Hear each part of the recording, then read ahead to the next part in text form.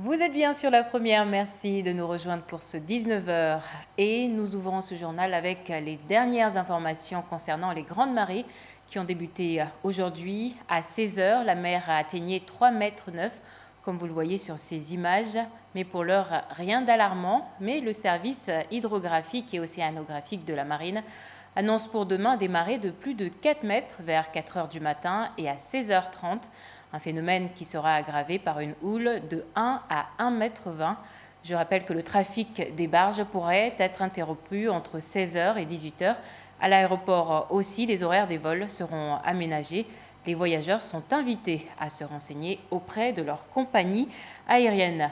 Je vous propose d'écouter Kolo Saïdassani, le commandant. Il est commandant à la STM et il est au micro d'Anastasia Laguera. Pour aujourd'hui, non, je ne vois pas trop de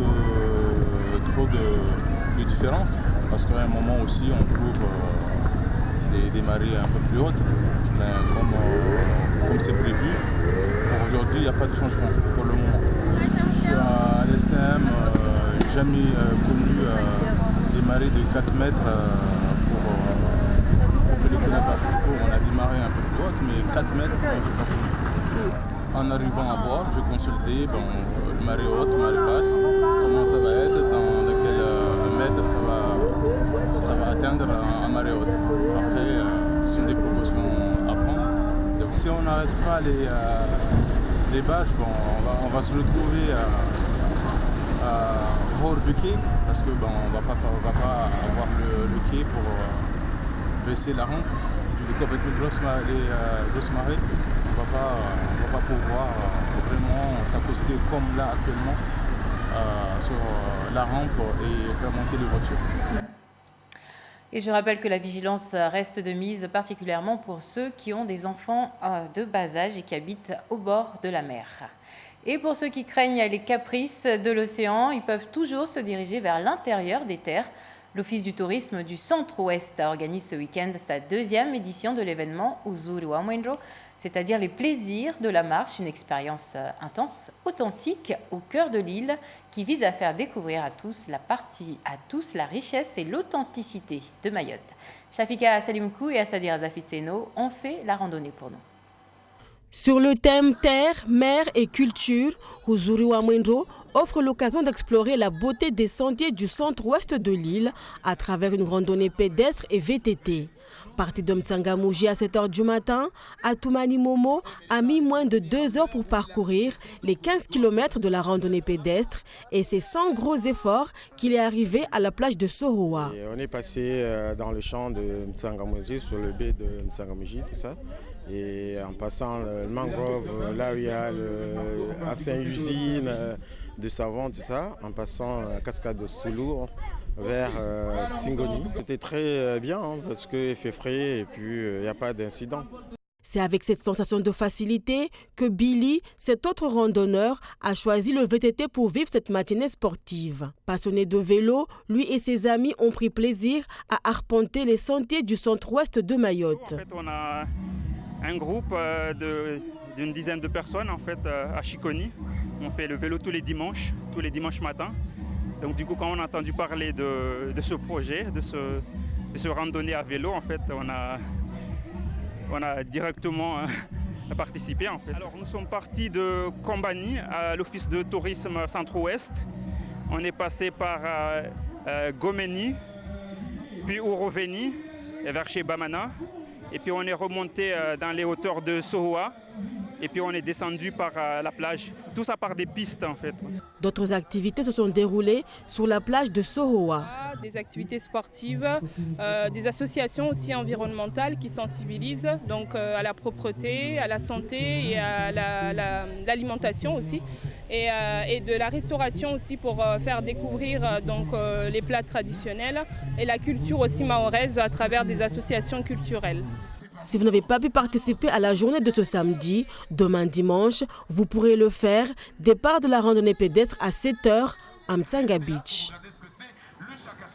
Prenons maintenant la direction de Paris où, comme tous les autres, le ministère de l'Outre-mer a présenté son budget 2020. Un budget plutôt stable par rapport à l'année passée. Alors, que faut-il en retenir? Regardez ce reportage d'Alban Lucien et Emmanuel Morel. Améliorer le quotidien des ultramarins, accompagner les territoires, soutenir le logement et l'emploi, voilà les 4 objectifs du budget du ministère des Outre-mer pour 2020. Un budget de plus de 2,5 milliards d'euros. Première piste, améliorer le quotidien des ultramarins. À disposition, une manne de 880 millions d'euros pour favoriser les projets à taille humaine, comme les infrastructures sportives, les travaux portuaires ou encore les écoles.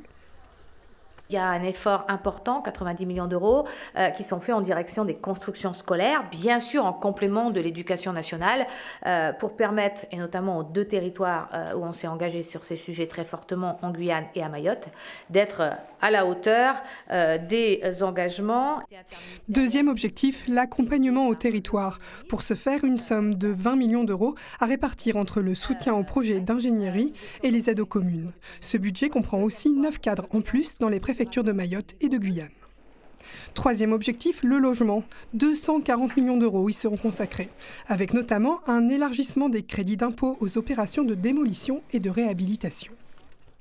Quatrième objectif, le soutien à l'emploi, 1,5 milliard d'euros. Exonération de charges, aide au microcrédit et aux formations professionnelles, mais aussi un renforcement du service militaire adapté, ou SMA.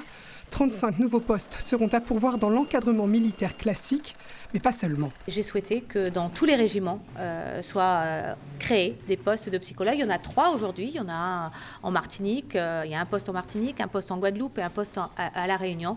Nous devons le faire sur l'ensemble des régiments que nous avons dans les territoires d'outre-mer. Le budget de la mission Outre-mer sera examiné le 28 octobre en commission des lois et le 6 novembre en séance publique à l'Assemblée. Un budget qui correspond à 14% de la dotation globale de l'État pour les Outre-mer, à savoir 18 milliards d'euros.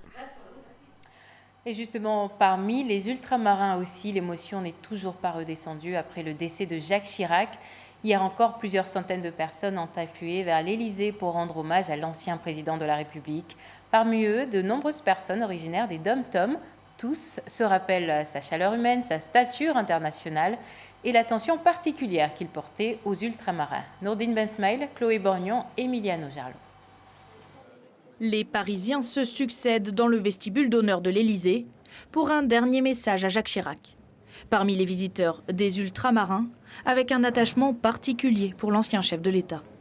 Je lui dis merci pour son amour de l'outre-mer. Il a quand même dit que tous les Français devaient être traités de la même manière. Il a essayé de faire en sorte qu'un Français d'outre-mer n'était pas moindre qu'un Français de métropole. Je sais que c'est quelqu'un qui aimait beaucoup l'outre-mer. C'est vrai qu'il était souvent en voyage dans les outre-mer. Et donc je pense que les nouveaux présidents devaient prendre l'exemple sur lui, quoi. À l'hôtel de ville aussi, des livres d'or ont été installés.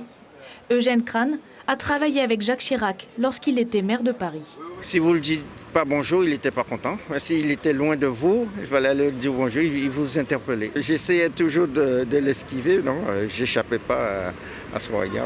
Mais ça, on ne va pas oublier. Mais il restera l'homme de toute la France. Autre lieu de recueillement à Paris, le dernier domicile de Jacques Chirac. Ernest habite le quartier et se souvient du président.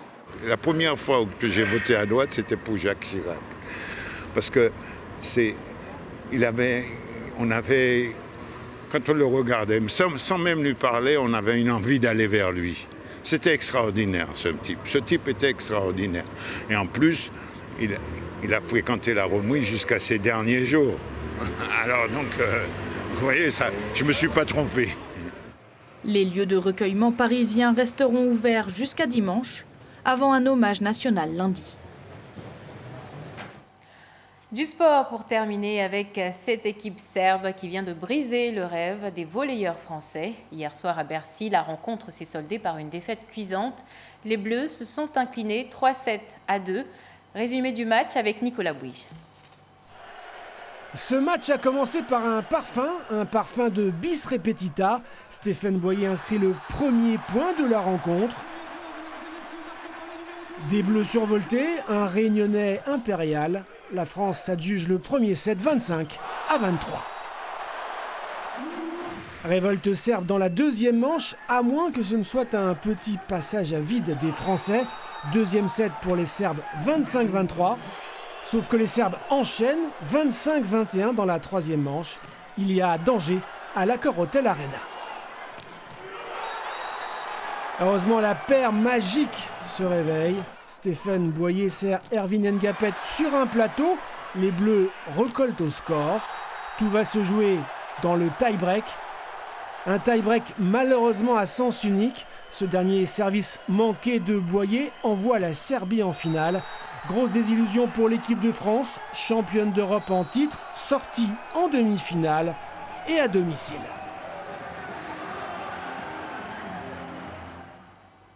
Et demain, la finale du championnat d'Europe opposera la Serbie à la Slovénie. Les Français devront gagner face à la Pologne pour remporter la 3e place.